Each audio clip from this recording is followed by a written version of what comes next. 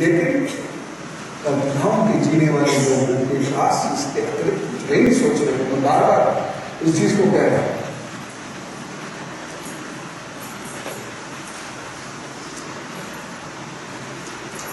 ये सब शुरू कब से हुआ?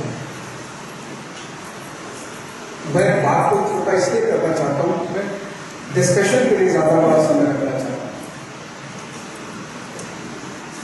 मैं इसलिए सिर्फ आपके सामने पॉइंट छोड़ रहा हूं, जैसे आप पूछे फिर उत्तर देंगे और उसमें बहुत सारी बातें निकलती। ये सब कब से शुरू हुई? आर्यन डिबेट, द्रविड़ डिबेट, ये कब से शुरू हुई? 1857 की गुलामी के बाद से। ये बहुत पुरानी डिबेट नहीं।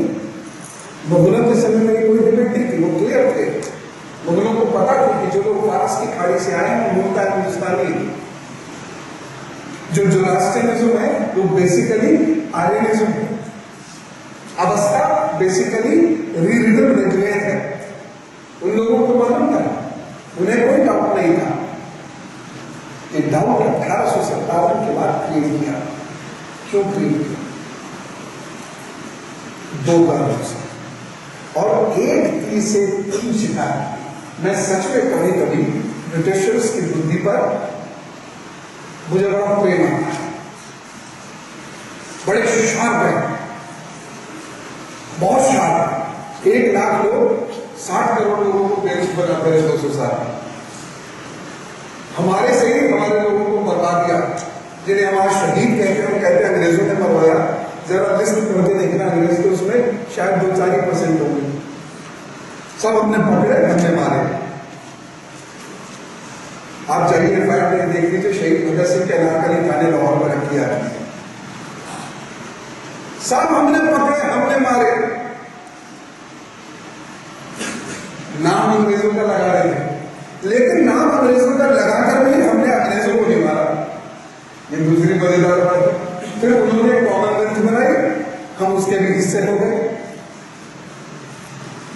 हाई कमीशन होता है, उस कॉमनवेल्थ में आदमी कुछ के हिस्से। उस हिसाब से भारत के प्रेसिडेंट का नेक्स्ट लेवल जो है वो आज भी क्वीन ऑफ इंग्लैंड है जी। तो अगर अंग्रेजों ने हम पे इतना अत्याचार किया तो हम आज भी क्यों सह रहे हैं? तब तो सहना समझ में आता, हमें पता ही नहीं एक्चुअली कि हम है कौन, हमें करना क्या है। इसलिए ये सारे कंफ्यूजन, जिसका फायदा समाज उठा रहा है, उसका बहुत बड़ा फायदा लोग उठा रहे, उसके पास अपने आर्गुमेंट्स हैं, उसे गलत कैसे कह सकते हैं? वो टेलीविजन पे बैठ के परसों पूछ रहे थे वीर सावरकर देशद्रोही है, ये कह रहे थे। और भाजपा और संघ के लोग से पूछ रहे थे, दो अपने,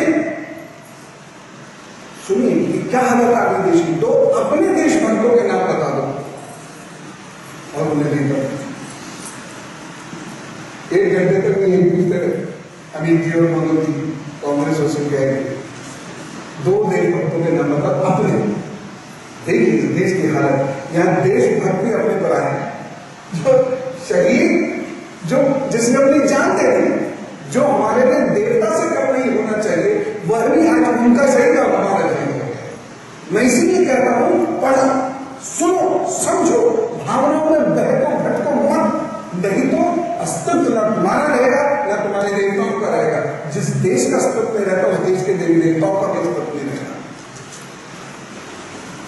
करना पड़ेगा। इंसान हो तो थोड़ा सा इंसान जैसे बनके दिखाओ। भागवत से कुछ नहीं। तो ये ज्वलंत प्रश्न है जो बार बार सामने आ रहा है। अब अंग्रेजों ने क्या किया 1857 में? पहला काम उन्होंने हमारे यहाँ जाति भेद प्रखर किया, क्योंकि आर्यन थ्योरी में अंग्रेजों ने क्या कहा? आर्यन रिलेशन थ्योरी जो अंग्रेजों ने दी, उसमें अंग्रेजों ने क्या कहा? हमारे और तुम्हारे यहाँ के ब्राह्मण आ रहे हैं, मास, बाकी सब द्रविड़ है। तो कौन द्रविड़ है? जो असुर तुमने मार के भगाए थे, वो याद नहीं? हमारे पुरखों ने असुर मार के भगाए थे, वो है। तुम लोग तो देवता हो, हम भी देवता, हमारे हैं देवता है। तुम्हारा हमारा संबंध तो राम और शिष्ट वाला है। ये असुर है। समाज में भेद करना हो गया, एक समाज को उन्होंने आउट ऑफ द वे जाकर रेस्पेक्ट दी, धन दिया। आज भी वो लोग बहुत अमीर है, इसमें से बहुत सारे लोग साहू हैं, और आज उनकी शहर में अच्छी इज्जत होती है। आज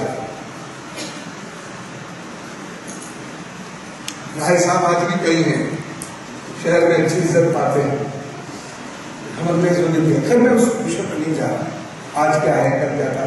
आज कोई इंसान अच्छा है तो अच्छी बात कर सकते, उसके दादा परदादों ने संपत्ति कहीं से भी हासिल की, लेकिन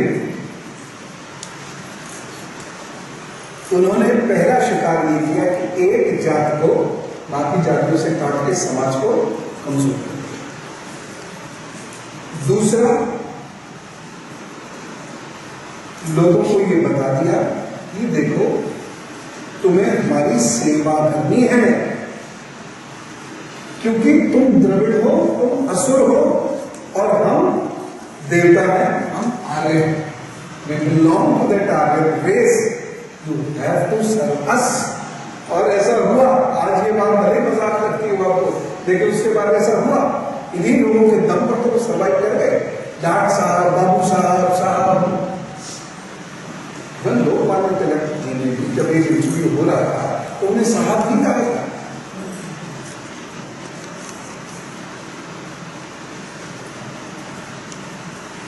तो ऐसे उन्होंने तीसरा शिकार किया।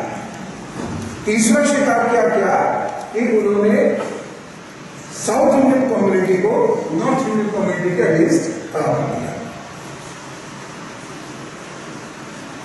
क्योंकि अंग्रेजों के लिए अदरवाइज वो समझ में आ गया था 1857 के बाद कि मुश्किल। 1857 से पहले कोई ऐसी थ्योरी अंग्रेजों ने नहीं की।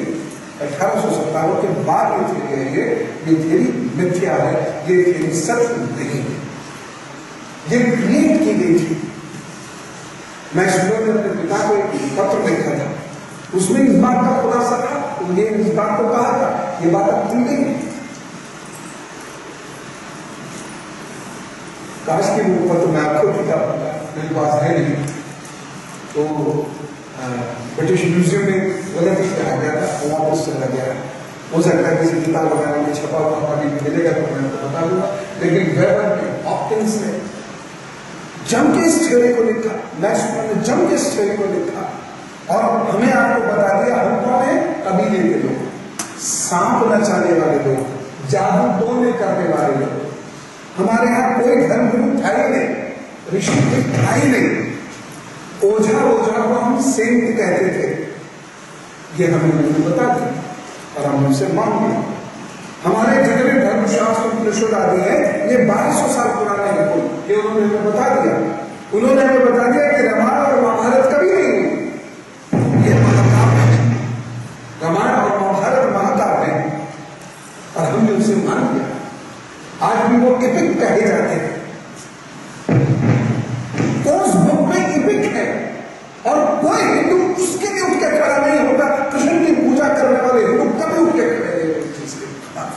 मैं जब खड़ा हुआ था मेरे साथ एक भी हिंदू नहीं था, मुझे ही समझा रहे थे किसी के कहने से क्या होता है, रहेंगे तो कोई इन रूप का प्रूफ का कोई नहीं, क्योंकि मैं उन्हें नहीं समझा सकता कि ये इतना बड़ा जम्बूद्वीप तुम्हारा था, क्रीट प्रदेश तुम्हारा था, कुरु प्रदेश तुम्हारा था, उत्तर पूर्व प्रदेश तुम्हारा था, आर्यान प्रदेश भी तुम्हारा था, बैक्टीरिया प्रदेश भी तुम्हारा था, और आज तुम भारत को ही 2 खंडों में टूटने से नहीं बचा पाए।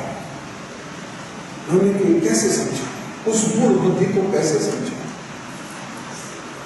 जो जानते हैं वो जानते हैं, जो समझते हैं वो इस रास्ते पर चल दिए। मेरे साथ में कितने लोग हैं आप में से जो इस रास्ते पर चल दिए, उन्होंने अपने बच्चों को चलाना है। माँ बाप जब तक नहीं कन्विंस होंगे बच्चों को क्यों भेजेंगे, तो वो लोग चल दिए। लेकिन हम ही में से बहुत सारे लोग हैं इस बात से कोई मतलब नहीं, उन्हें इस बात से मतलब है कि ये बाहर का काम बहुत कर दे, क्योंकि अंग्रेजों ने बताया बाबा मतलब बहुत देने वाला, ओझा को ऋषि कह रहे हैं ना।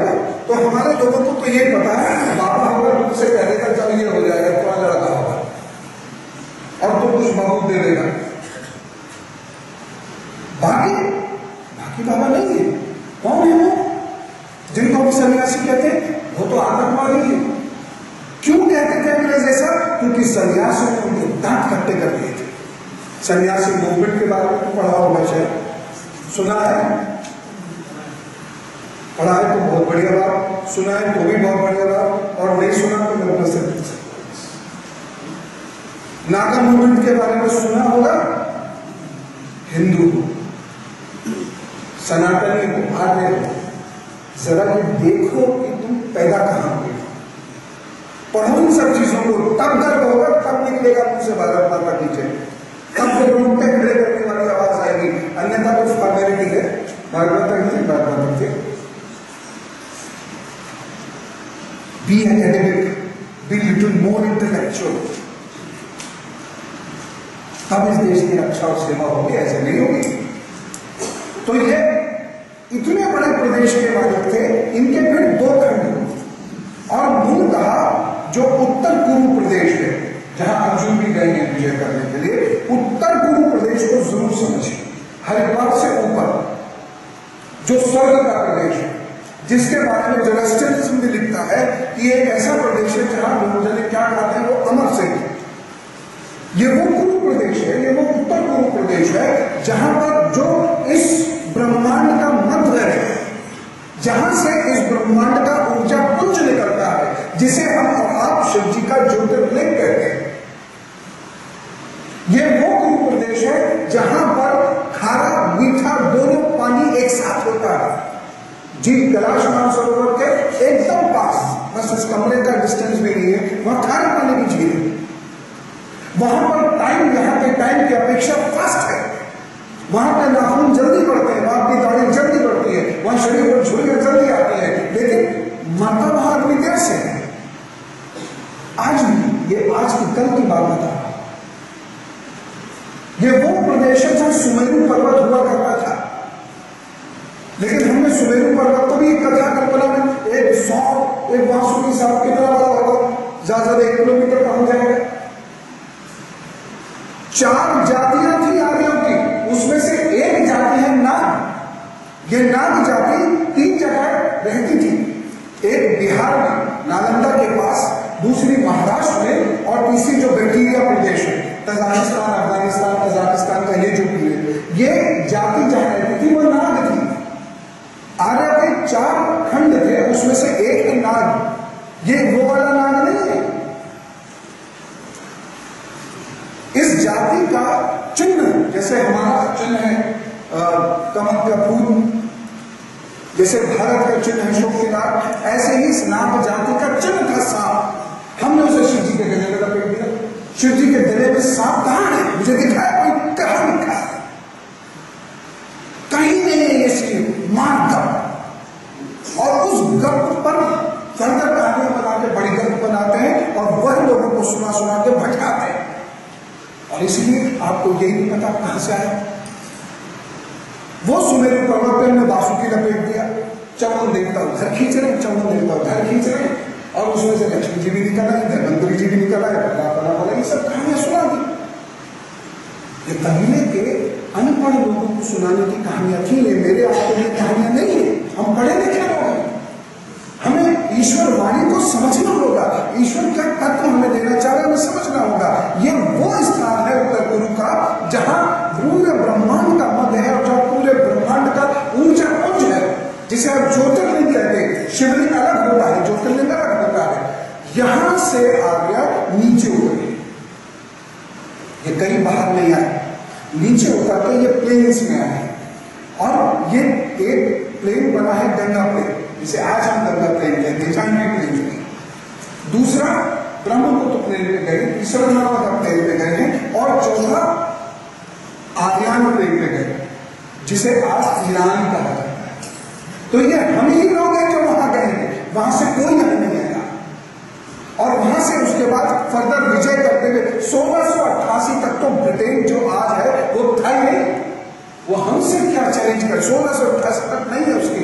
आज जो उसकी ज्योग्राफी है 1688 के बाद की बनी हुई ज्योग्राफी, वहां तो हम ही हैं, ईरान में तो हम ही हैं, इसलिए वहां को शिव मंदिर मिलता है। इसलिए वहां को ज्वाला मिलता है, इसलिए कजाकिस्तान में साइबेरिया में ज्वाला देवी के मंदिर मिलते हैं, क्योंकि उसकी पूजा होती थी, अग्नि की पूजा होती थी, बेसिकली अग्नि की पूजा होती थी। तो यहाँ के जो आर्य थे, इन्होंने अनेक देवों को पूजना शुरू किया और 600 BC के आसपास उन देवों की प्रतिमाएं बनी।